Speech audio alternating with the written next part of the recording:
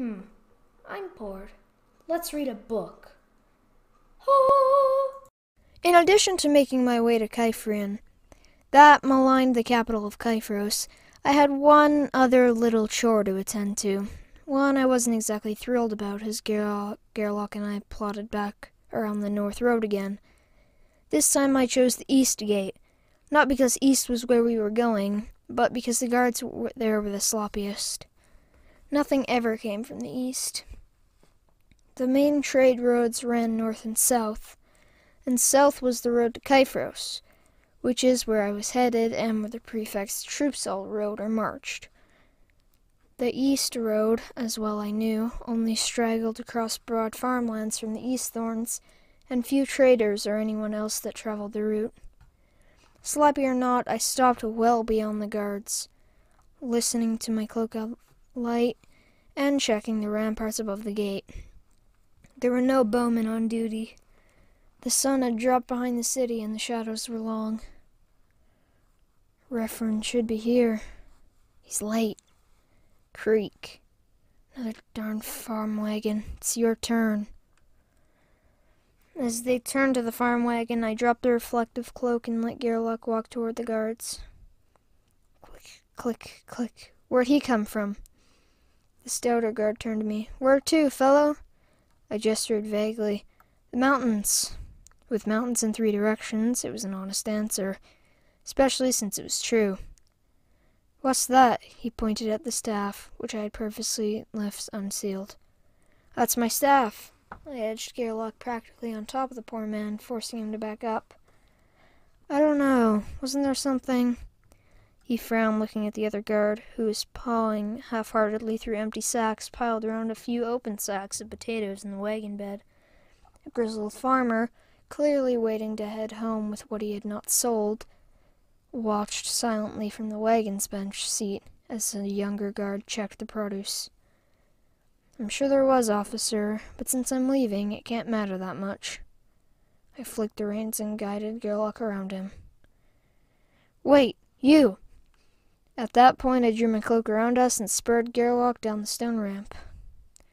Wizard! That fellow is a wizard! Huh? What fellow? I left them to sort it out. Cling, clang, cling, clang. By the time the alarm chimes rang, I had eased Gerlach on and began to let him walk until we reached a narrowed lane, which would in time wind its way back around Fenard to meet up with the south road toward Kyphros. Before long, Antonin or Cephia, both of them, would be back.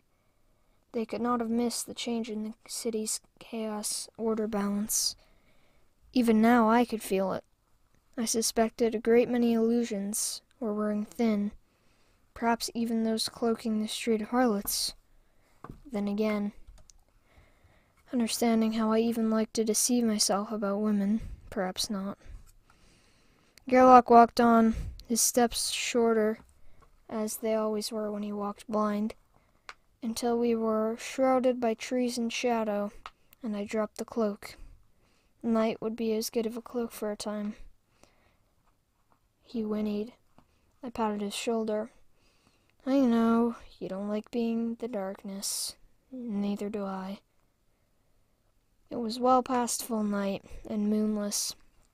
Before we turned onto the South Highway, the section we traveled was empty, but the dust bore the traces of horses, another cavalry troop, I thought, headed toward Kyphros. I did not see any trace of coach tracks, nor sense any lingering odor of chaos, but I kept my ears open for the drumming of hooves as Gerlach bore me southward, past farm cottages faintly lighted by single candles or lamps, past darker clumps of sheep behind railed fences, past the occasional howling dog.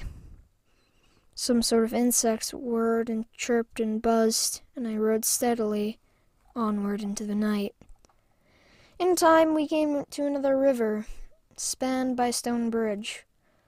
A bridge well mortared and solid. The sort of bridge that would resist any Chaos Master's efforts.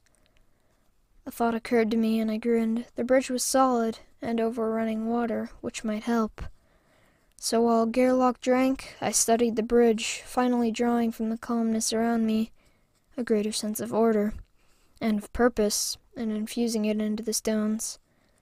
Lying there on the long fall grass, I thought long and hard, trying to recall more from the book, knowing there was more that I wanted to do. But I waited, letting my mind drift through what I had learned until the knowledge returned to me.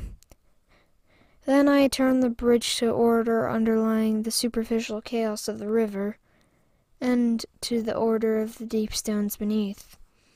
I almost whistled as I remounted Gerlach, except I was tired again. Using order was work. The hard white cheese that Brettel had packed helped restore me, as did the water from the canteen I had filled at the river. That bridge was going to cause Antonin, or at least the prefect's chaos-washed troops, some trouble. By the time the crescent moon had appeared, both Gerlach and I were tired, and took refuge in a copse of trees, a woodlot really, not too far from the road. I did set wards before I collapsed on the bedroll. Again, I dreamed of a black-haired woman, but the details eluded me, and that bothered me. Were my dreams pushing me towards Crystal because she was from Recluce, or for better reasons? A bright gray sky woke me. Sunlight diffused through high, thin clouds. That, and the extraordinarily cheerful sound of some bird I did not know and wanted to strangle. After stowing my bedroll and saddle in Gerlach, I rode until we crossed another stream, where we had breakfast. By now we were in the flattest of the low rolling hills between Fenard and the Little Easthorns, the not-quite mountain range that ran nearly 300 k's north and south to connect to the Westhorns with the proper Easthorns. In her generally boring lectures on geography, Magistra Tirana had noted in passing that the Little Easthorns were contrary to normal geology and might well represent a very early attempt at geological chaos mastery. If so, the perpetrator probably had not survived the attempt, one way or another. I doubted the theory, considering the effort it took me to accomplish minor tasks like neutraling chaos fountains and order-trapping bridges. Theory or not, we had another day or two of travel and more than a few bridges to cross before we reached Kyphros, and I had more than a few questions I needed to ask myself. More important, I needed answers for myself, and I was the only one who would find them. That was all too clear. Thanks for watching. If you enjoyed this, please like, comment, and subscribe, and turn on notifications so you never miss out on any of my videos. See y'all in the next one. Goodbye!